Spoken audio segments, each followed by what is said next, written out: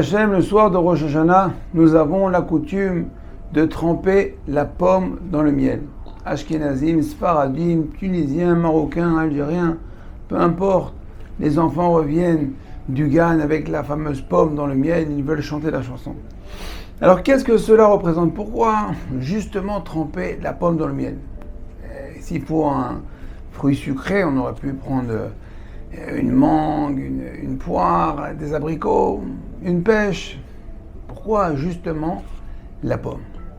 Alors Rabotai, on va cette année, Bezrat Hashem, accompagner notre geste de tremper la pomme dans le miel avec une petite kavana, une petite intention pour commencer l'année avec une réflexion. Alors la pomme, il faut savoir que dans la Torah ta Kabbalah, dans les secrets, dans le mystique de la Torah, la pomme a une place très très importante. La pomme, dit le Ben Ishraï, pour juste toucher à ce point-là, qu'elle représente le midat, l'attribut de miséricorde. Elle vient adoucir la miséricorde. En effet, quelqu'un qui aurait bu du vin, le vin ça représente le din, alors pour adoucir cette rigueur, il devra manger des pommes. Alors, le miel, quant à lui, toujours d'après la mystique, le miel d'abeille représente le din, représente la rigueur. Alors on va tremper justement cette pomme, qui est l'attribut de miséricorde, dans le miel pour adoucir la rigueur cette année, Bezrat Hashem. Mais bien plus que ça. La pomme, Rabotai, la pomme, n'importe quelle pomme dans le monde, prenez n'importe quelle pomme, dans la pomme, il y a la signature d'Akadosh Baruch Hu, il y a le nom d'Akadosh Baruch Hu. En effet, vous prenez une pomme, vous la coupez en deux.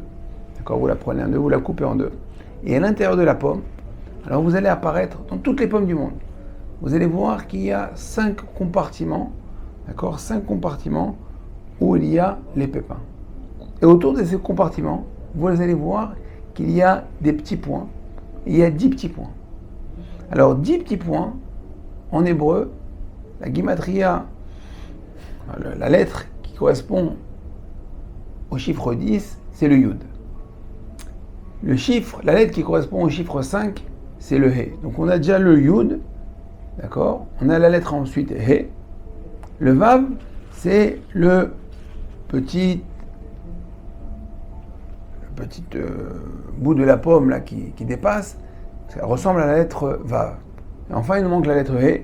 Dans toutes les pommes du monde, en dessous de la pomme, vous avez 5 petites feuilles. Donc dans la pomme, il y a le yud, ke, vav, ke. Yud, ke, vav, ke, qui est le nom d'Akadosh Baruch Hu, qui est 26, et qui est le nom qui représente l'attribut de miséricorde d'Akadosh Baruch Hu.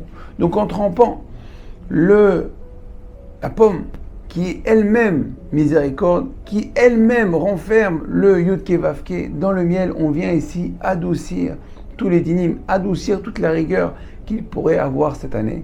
Et c'est pour ça qu'on se souhaite, lorsqu'on trempe la pomme dans le miel, une Shana Tova ou Metuka, une bonne et douce année. Alors pourquoi douce et bonne? On aurait pu se contenter d'une bonne année ou bien d'une douce année, parce que parfois, Rabotai, il y a du doux qui est pas bon, et il y a du bon qui est pas doux. Prenez par exemple un bonbon. Un bonbon, c'est doux, c'est sucré, mais au fil du temps, c'est pas très bon. Ça peut esquinter les dents, ça peut esquinter la santé, donc c'est un doux qui est pas bon. Et des fois, il y a du bon qui est pas doux. Puisqu'on est dans les dents, on va rester chez le dentiste.